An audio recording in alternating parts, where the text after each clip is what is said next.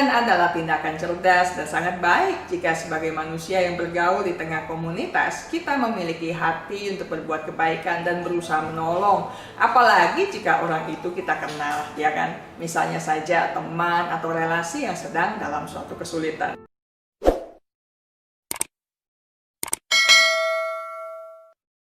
Halo sahabat Meliora, apa kabar hari ini? Semoga masih selalu bahagia, positif, sehat dan beruntung ya. Jumpa lagi dengan saya Heni Wirawan dalam acara Bincang Meliora.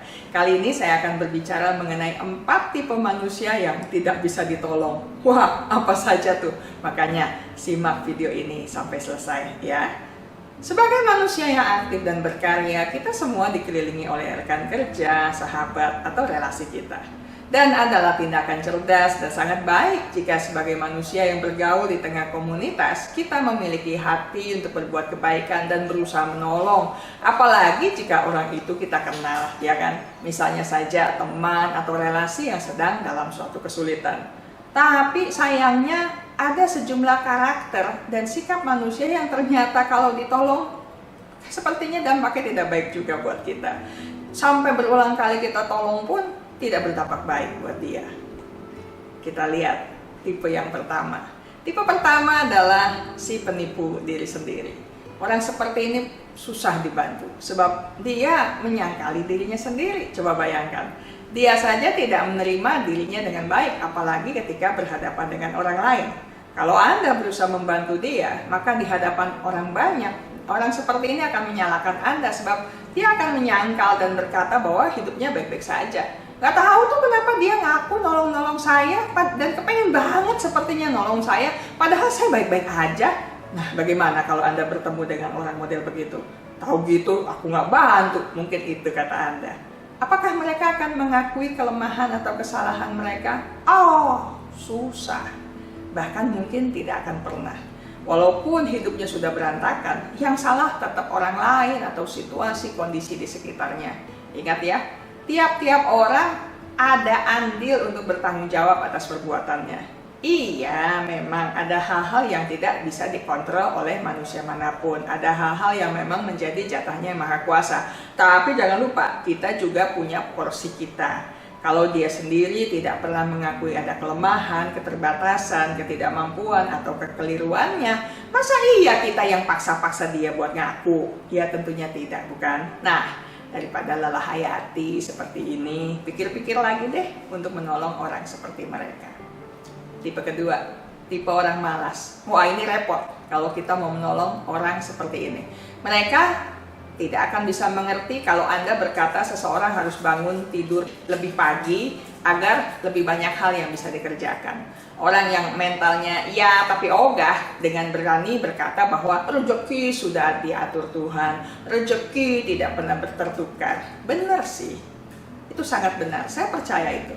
Tapi kan orangnya juga mesti berusaha dong. Kalau tidak, bagaimana Tuhan mau kirim rezeki kalau dianya sendiri tidak menyiapkan wadahnya untuk menampung rezeki tersebut, betul ya? Karena itu tadi saya katakan, sangat melelahkan menghadapi orang seperti ini. Sebab untuk menang dari kemalasan ini, orang itu harus melatih dirinya sendiri. Ini sama seperti otot dalam tubuh kita.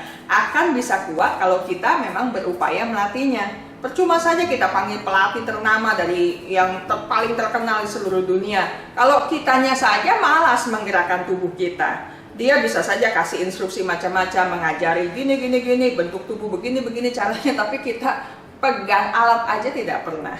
Nah, miriplah kira-kira dengan si malas ini.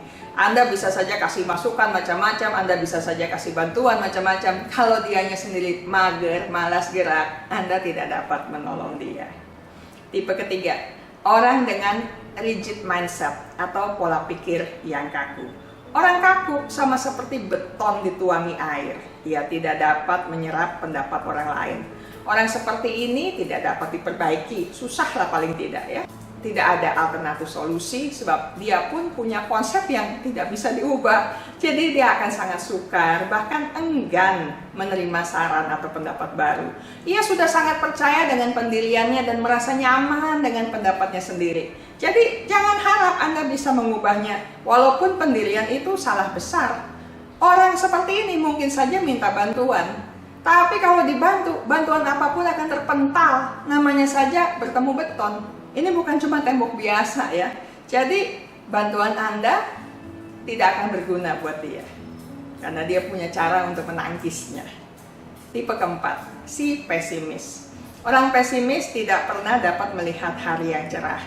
Tidak pernah bisa melihat sebuah peluang. Jadi tentunya sukar untuk mendorong dirinya berusaha, menggerakkan tenaganya untuk maju, untuk berjuang ketika mengatasi kesulitan. Ini 11-12 dengan si malas. Cuman khususnya si pesimis ini senantiasa melihat segalanya dari sisi negatif. Selalu saja ada hal buruk, walaupun kita sudah susah payah membangkitkan semangatnya jadi cheerleader buat dia. Selalu ada kekhawatiran walaupun kita sudah berusaha mendampinginya. Aduh gimana kalau, itu yang biasanya dia ucapkan. Dari dalam hatinya selalu muncul rasa takut bahwa ada sesuatu yang berbahaya untuknya, yang tidak baik untuk dia, yang mengancam dia. Bisa jadi dia juga takut dengan bayangannya sendiri. Jadi akan sangat sulit untuk dia bisa mencoba hal yang baru. Tunggu, tolong dicatat. Orang pesimis tidak sama dengan orang yang memperhitungkan setiap langkah dan kesempatan. Orang yang memperhitungkan sebuah peluang, itu orang cerdas. Karena dia kemudian akan mengambil tindakan yang lebih aman setelah mempertimbangkan dan memperhitungkan berbagai hal. Namun si pesimis tidak pernah berani mengambil sebuah keputusan, sebab ia senantiasa melihat segala sesuatu dari sisi gelapnya. Repot ya?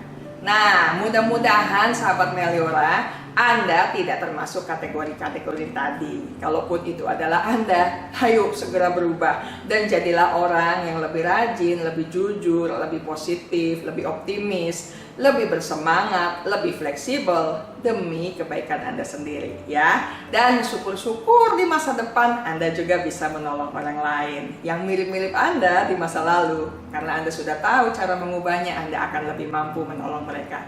Dan jika Anda menemukan orang-orang seperti ini, Anda jangan langsung berputus asa. Masih banyak teman atau siapalah yang lain yang dapat Anda tolong.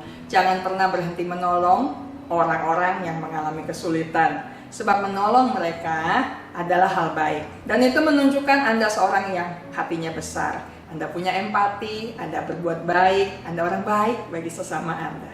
Sekian dulu dari saya, sampai jumpa dalam Bincang Meliora selanjutnya.